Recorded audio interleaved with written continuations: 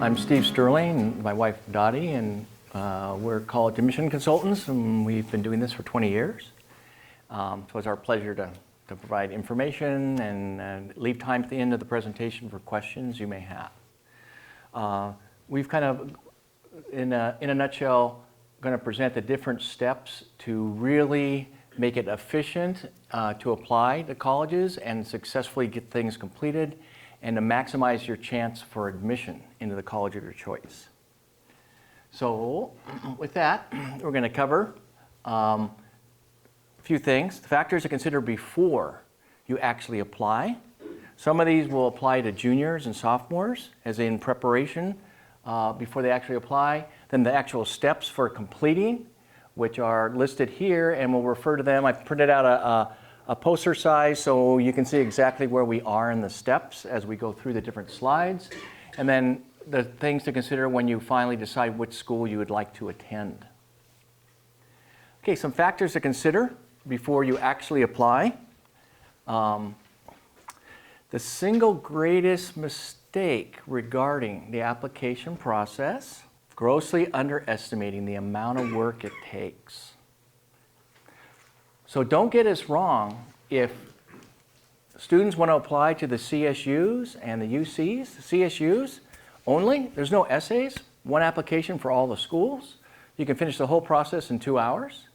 UCs, you can apply to all the UCs with one application. There's 4 different essays. But if you're going to research out the optimum school that a student wants to apply to, it takes extraordinary amount of work and effort. You just can't get through it. People always are looking for a silver bullet. How do I do this? There's the common application, just one application for everything, right? No. There is a common application, but then each school will have a supplement or an additional essay or 2. So it's quite involved. So we'd like to raise that awareness right off the bat. So one of the things we highly recommend is that students get help from their parents. And what I like to call these tasks that parents can perform for the student is these tedious but necessary tasks. So if a student needs to look up information, in particular, like on the Common App and all applications, they have to put down their name and address, the counselor's name and email, list their classes and the grades and everything else. That's something that anyone can really do, while the student does the critical parts of the application, like writing the essay, asking for letters of recommendation from their counselor and teacher and other recommenders. So as a senior, students have all their high school responsibilities. You know, if homecoming happens, they wouldn't be able to go to the football game and have a life. But when you accompany all that with these college application tasks, there's really a lot to do. So anything that parents can do, we encourage that. You don't want to be a helicopter parent where you oversee and demand everything to be done. Be the assistant while the student drives the whole application process. All right. So some other suggestions are that you need to make your application very personable and personal. And so what that means is the admission counselors reading your application should get to know who you are and where your interests are, where your passions are.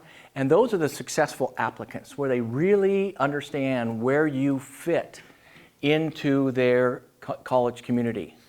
Some students make the mistake of filling things out, making it kind of generic, and then the admission counselor will figure out where they fit in their university in terms of extracurriculars or leadership potential and so forth.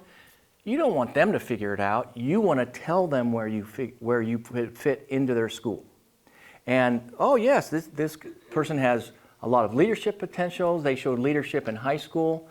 And leadership doesn't mean to be class president. It could be leader of the band. It could be president, vice president of the environmental club. It could be any activity to show leadership in.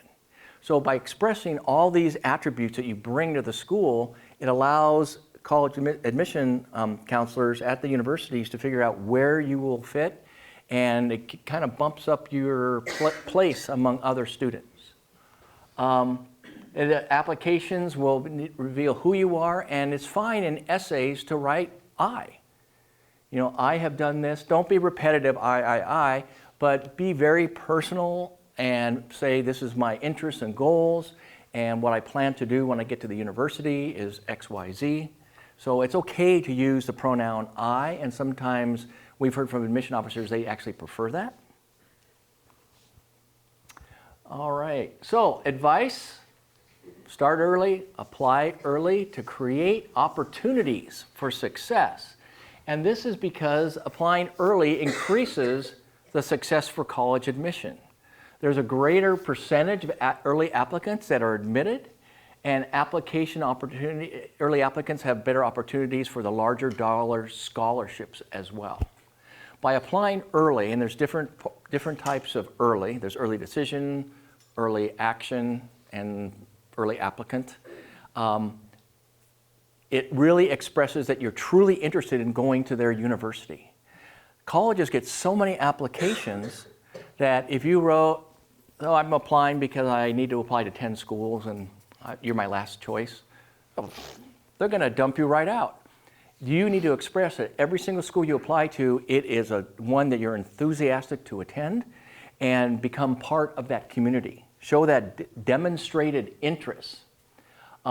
So early also increases the chance for applicants to get scholarships and the larger dollar scholarships. So you don't want to wait until the last day if you can help it. Everyone's got a lot of responsibilities in high school, but apply as early as you can to get those applications finished. So just a quick rundown of the different application types. The early decision is when schools, if you apply early decision, you have committed to enroll if you are accepted, regardless of how much money they give you.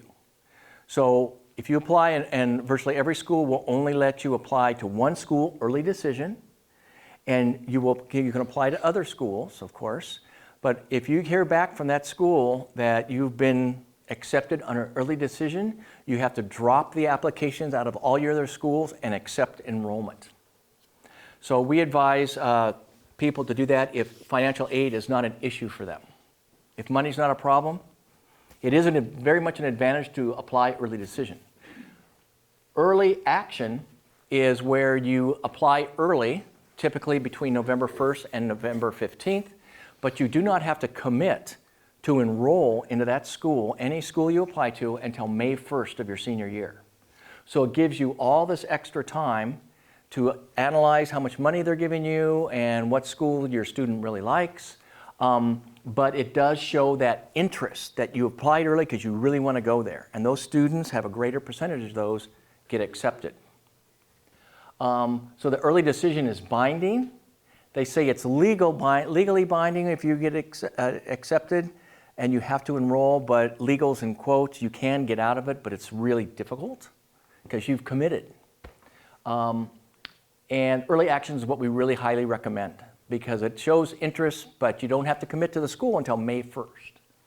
It gives you time to look at all the financial aid offers and so forth. There's a regular admission, which typically the deadlines are January 1 through February 1. The UCs and the CSUs only have November 30th as their one application deadline. The private schools will have early and then regular as well. Yeah, there's only one deadline for CSUs and UC. There's also late admission. Some of the less selective schools, a good way to put it, will accept applications clear into the summer. So, but those are not the very selective schools. Just to be aware of that. Organization is a must because you're going to be getting, as an applicant, you're going to have all these different emails and perhaps you're going to get information through the US mail from your different colleges. You got to keep things organized because at one point you're going to want to retrieve information and about a certain program at a university. Just be very organized and lay things out so you can retrieve them and bring them back in for review. So here's the steps that we advise for completing the application. Some of these are already kind of past due. This is very applicable to junior and sophomore students. But the first thing you have to get done, of course, is your SAT, ACT tests, which are required by the majority of universities. There's more and more schools becoming test optional, where you don't have to take these. But because as a junior, you don't know exactly where you're going to apply, you need to take these tests. And we highly recommend you take both tests in the spring of your junior year. And then whatever test you score higher on, you retake that test in the fall of your senior year. Try to improve the best score. You don't really care about improving the lowest score because you're only going to submit the one highest. Some of the more elite, highly selective schools require SAT subject tests. If you're a top student with maybe entertaining the thought of applying to an Ivy League or some other high-powered school, Stanford, for example, they may require SAT subject tests. So you should take these as well in the spring of your junior year. And then if you don't apply to those schools, well, you've just spent time studying, you really don't lose anything. But if you decide that you want to apply to one of these schools that require SAT subject tests and you don't take them, you can't apply. So it's a good idea, if you're really a top student entertaining that idea, you take SAT subject tests as well. Typically 2 SAT subject tests are required by those universities. So that's long range. Then the next step would be to do a college search, talk to your parents and counselors and so forth. But then there's really great search engines online where you can plug in parameters like what part of the country you want to go to, what major you're looking for, and you can go through and select, we recommend 10 different schools, which does make it very time-consuming to apply to 10 different schools, but it creates options.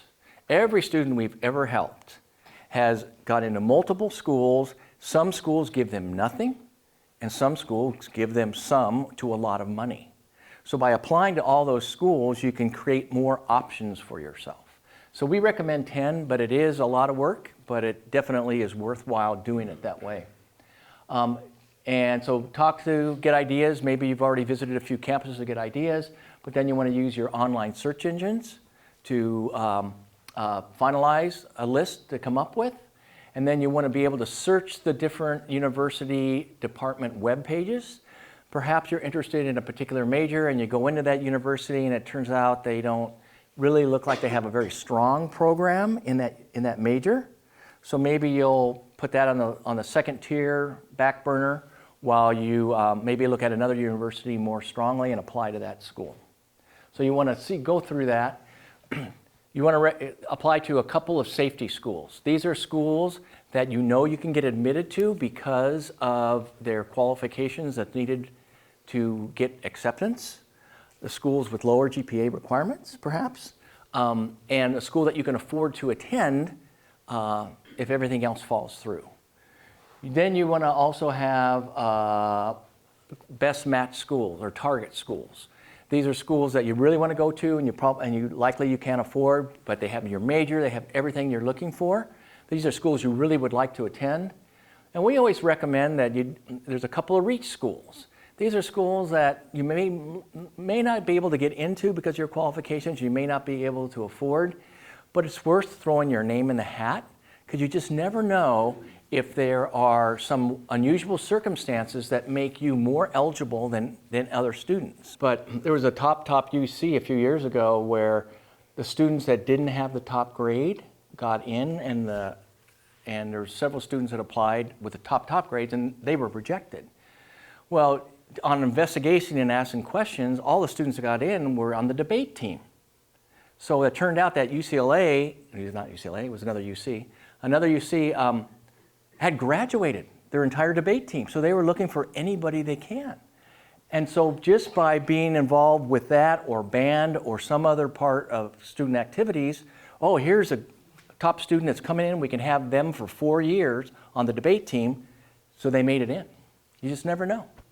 All right. So once you decide on the schools that you're going to apply to, you want to create application accounts. You should do this as soon as you can so that the ball is starting to roll. And it kind of gets the students going because this is a very long, drawn-out process. And you'd go in and you'd create the different accounts in the common application, the UC.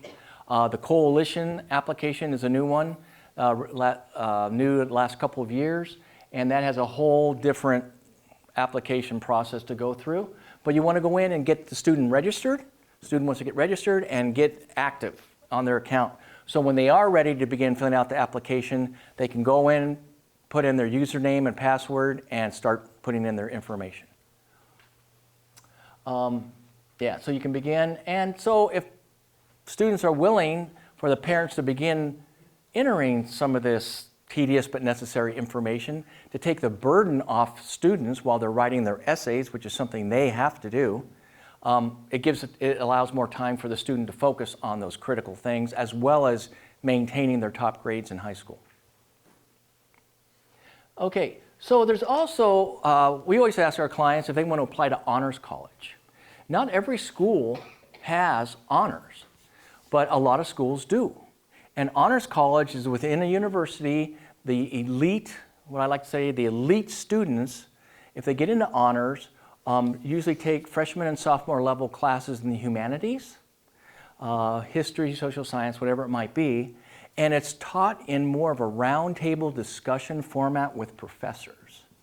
So these are the top schools. It's very, very challenging to get into honor school within a university, but those students are chosen to help with incoming diplomats or dignitaries or visiting students to help out with the university because they're considered the top students. And so we've had a lot of students get into honors college as well. So it's totally optional. And if you apply for honors college and don't get accepted, that doesn't mean you're not going to get accepted to the university. You can still go to the university as a regular student. Yep. They look for a lot of leadership experience and top academics. All right, so you also want to join college mailing lists. It's kind of late in the process for this, but for juniors, as soon as you know you're going to apply to school, you want to get on their mailing list, go into the admission page on the university, and there's going to be a link that says contact us or send more information, something along that, and it gets you in their system. It registers you early. So ideally, somebody who's a junior that would, maybe in the spring of the junior year, knows they're applying to a number of schools, you would want to join the mailing list. And then the bad part is you're probably going to get a lot of junk mail and junk email, but when you apply, they're going to pull up your file and they're going to say, oh, well, John started asking for information from our university back in March. All these other applicants, we don't even know who they are. So you're a level up on everybody else. So express that interest that you really want to go to their school. And again, it's future students, prospective students. There's all different labels to get in and enter your information. It's worth doing, but you will get a lot of junk mail. All right. It puts you on the college's radar by doing that early. All right. And so we have always promoted students filling out a resume. And it's really becoming more and more critical to do this. It's optional, but if you don't have one, why? Everybody else that's applying has a resume, and I would say probably 25 to 35% of the Common App universities give you the opportunity to upload your resume into the Common application. Well, that's great. It should be we have a suggested format for that, but oh, well, this person has taken the time to put together a really nice resume that highlights their strengths and what they've done. They're really serious about going to school. They're going to probably be a really great student at our university. These other students haven't bothered putting together a resume. It's a way to get a leg up. It's optional, but it shows you're really interested. You're able to create a resume that shows your strengths on the front page of the resume. Rather than the applications are standard, name, address, da-da-da-da-da. Resume, if your leadership is really top-notch, that goes on the front page.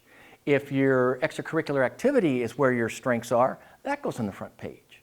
It's a way to highlight to show that you're really serious and a dedicated student by putting together a resume. So we have this format. It should we suggest having these categories included on this. Of course, academic always goes on the front page because that's the main criteria that they're looking for acceptance of students to their school. But include these other things. We have had a number of students tell us in the past. We had a client in Michigan that in a private high school that she took her resume to request letters of recommendation to her counselor, and the counselor was like, wow, this is great, because it just laid it all out exactly what she was looking for. And so that resulted, we're thinking, in a better recommendation letter. So that resume is really important for a variety of reasons. So these are the categories, and here is the format that we usually have. We like to list goals and special interests, and then academics. This person had leadership positions like cross-country captain, president of the Key Club, things like that. So remember, there's a variety of activities that students can do.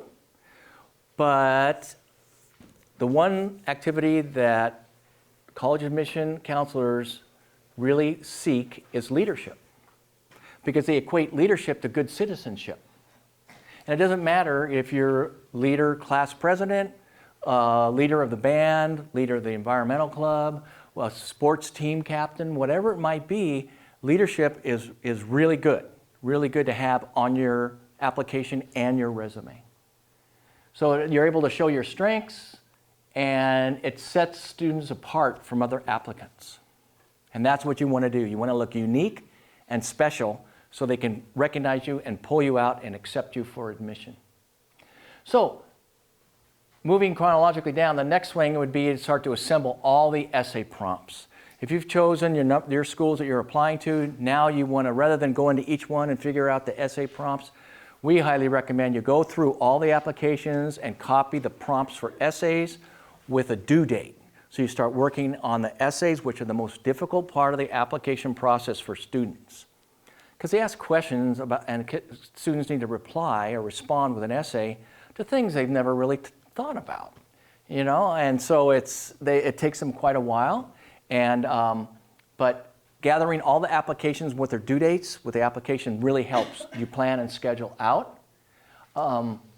Also, if there's scholarship essays that are included, you should research those out and prepare, have that part of the essay prompts so you can see what the deadlines are. All right. So, request a letter of recommendations. This is a way to show a touch of class that we believe results in a better letter of recommendation. When you approach your teachers, counselors, and other recommenders being like sports coaches or clergymen in your church, whatever that might be, we suggest highly that you approach them and say, are you willing to write a letter of recommendation on my behalf? And undoubtedly, they will say yes, and you are to ask only people that you know will give you a strong letter of recommendation.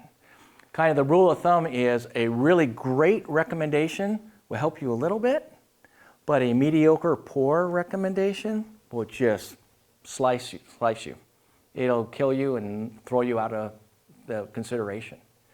So we really recommend that students ask that and then say, in a few days, I'll come back with the information you need.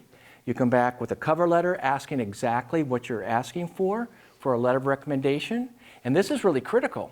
You want to say, can you please include teacher so-and-so, can you please include my leadership in government, my participation on the debate team, my involvement with activities on campus? And you give them a due date. Can you please submit this by October 21st? Because I'm applying early and I want to make sure all my application materials are submitted in time for the early action deadline. Cover letter, your resume, and then give them a copy of your grade transcripts. Because rather than the teacher searching and trying to find all this, if they get it all together, you move to the top of the stack for recommendations, because everything's there for them to do. It's really great. They appreciate it, and it's good for you as well. Then write the essays. Essays, again, are the most difficult part typically for students. Of course, you want to work on a word processor, and then you're going to copy and paste those into the applications. But working offline, you're able to work on those essays because you have the essay prompts. So students have told us, because this is such a long process, what really motivated, what really got the ball rolling. And over again we hear, well, once I started filling out, completing the essays, and that was a critical part to applications and starting to send the applications off. The essays really got them motivated to get through this whole process. So that's kind of a good note for parents, that if you can get the students to really get these essays out, it really encourages them, because then you could submit the applications. And so the remainder of the materials are pretty relatively easy in terms of their monotonous information about their grades and the curriculum and all that type of thing, activities. But the essay really needs a lot of thought, and it has to be really well-written documents. Those essays have to be really well-written. So you need to start working on essays as soon as you can. If sometimes essay prompts are similar between universities, so you can copy and use another, one of your previous essays on another application which asks a similar question. You want to do that, of course, if you can. That'll save time.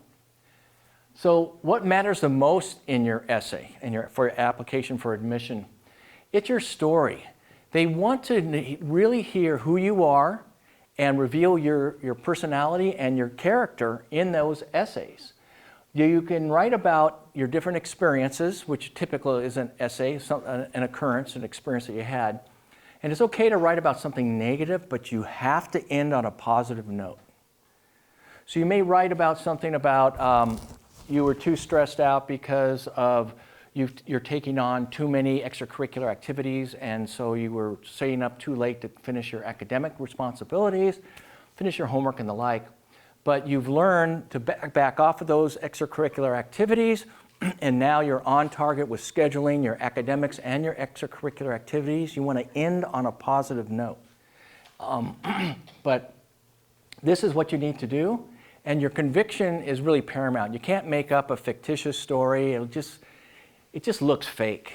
And the admission officers see hundreds of these essays, so they can kind of tell if you're sincere or not. And of course, use proper grammar, spelling. So this is, I would say, perhaps the majority of schools ask this question as one of the smaller essays. And on the college essays or college application, they will ask, well, why do you want to come to this school? And they may ask it like, what raised your interest to apply to this school? Or who did you contact? Or what is the reason you're applying? So it's basically, why are you applying to our school? When you answer this question, you must give specific examples. You can't say, why your school is next to the beach and the weather is warm and the campus is beautiful. You need to do research and come up with really valid reasons. So again, if you're a biology major, you'd say the biology department has a really great reputation. I'm very encouraged by the curriculum that's being offered. Specifically, and this is, you go into the website and go into the faculty listing. So I'm anxious to study Biology 101 underneath Dr. Jones, who's currently doing research on cellular whatever it might be. The admission officer is going to be saying, wow, this student really knows they want to come to this school. They've gone in and done research on what they're going to do when they're here. Huge bonus points. So you need to give specific information about those schools, about answering that question for the schools. So there's also, you may get the opportunity, it's pretty late in the system this year, to conduct admission interviews. And if you have the opportunity, you want to do that, because it's a real chance to impress admission officers. So you would obviously research out the university and be prepared with a resume to go to the interview and present yourself, ask questions, and they will ask questions of you. And again, giving them the resume, that admission officer who's interviewing you is like, well, this person's really, really prepared. They want to come to our school. All right. So here's one for the parents. Financial aid. That was our previous presentation. But this is something the parents have to do, because they ask for parent finances, investments, and obviously the student doesn't know all this, the income from 2018 for the parents. But this needs to be done, and it should be done as soon as possible after October 1 to maximize your financial aid. So the application for financial aid are the FAFSA, the CSS profile, and there may be a few additional applications for financial aid. But be on top of this, because if you don't file these, you're not going to get any of the financial aid they're offering. More and more schools are requesting signed copies of your tax returns, and be prepared for that. They're from 2018, so they're already done, but you need to scan them and upload them and send them to the school, or use the IDOC process through the College Board. The College Board that has the SAT tests, you send all your tax personal information to them, and then they send it to the schools. Okay, a lot of schools use that process. I'm personally not easy with that, but that's the way you got to do it. Okay, and there may be applications for merit-based scholarships as well. So after that, you want to submit your applications. You've got your essays done, you submitted to your recommenders, the request for letters, financial aid has been filed or is working on, and you want to finish the essays, make sure your letters of recommendation have been filled out and submitted, and make sure your SAT scores have been sent to the universities that you're applying to, and then submit your applications. Have all that information correct, double check, triple check if you will, copy and paste your essays, and have your resume ready to go. If there's an opportunity to paste it in to the essay, upload your resume to the application, do so. We also have our clients, we work with the students to find the admission counselor in charge of their area. Admission counselors are responsible for geographic areas. And you find out for Sacramento, it's Mary Jones at so-and-so university. You send an email with your resume attached saying, I'd like to submit this as supplemental information to my application. Name, common ID or some other ID number and date of birth, and send it. And they're going to get it and go, wow, they really want to come here. And look at the resume. It's all professional, organized. All right. Okay, so the applications are submitted. What do we do now? Step 12, look at the decision letters. So if you apply early action, you'll hear from the private universities. Most of them will let you know before vacation for the holidays or Christmas. And this is the only time in students' lives where they're actually interested in looking at the U.S. mail that arrives, because they might get decision letters in the U.S. mail. Some of the schools still send these really great embossed letters, congratulations, you've been accepted, or not. And so you look for that, and hopefully it's a time to celebrate that you've been accepted. Decision letters from the UCs and the Cal State universities usually arrive in March and April. So you typically do not hear from them until that time. By applying early, like early action like we recommend to schools, it gives more time. So let's say in December you didn't get into your top schools. Well, the regular application deadline for many schools are like in February. So if you hear in December you've been rejecting, oh, I really want to go to these schools, maybe I should apply to a few more. It gives you chances between Christmas vacation and February 1, you can complete some regular applications for schools. So while you're waiting to hear decision letters, or perhaps you have got decision letters that you've been accepted, you want to continue to evaluate those schools, because you're going to have to decide by May 1st what school you're going to spend the next 4 years of your life. And so what we really highly recommend is a overnight visit in the student dorms at your top schools. Inevitably, students will have 2 or 3 top schools that they've been accepted to. I really want to go to these 3. Sometimes they're not sure which one yet, but doing an overnight stay in the dorms, which the clear majority of universities will allow, opens the eyes of students. We've had student after student say, I couldn't decide between these 2 schools, and I did it overnight, and clearly I want to go to this one. We've had students say, I don't even know why I'm going to do an overnight at this school, because I know I want to go there. They do an overnight, they don't want to go there. And the opposite, they've said, I don't know why I'm doing an overnight stay at this school, I don't even really want to go there. They go and they come back, you know what?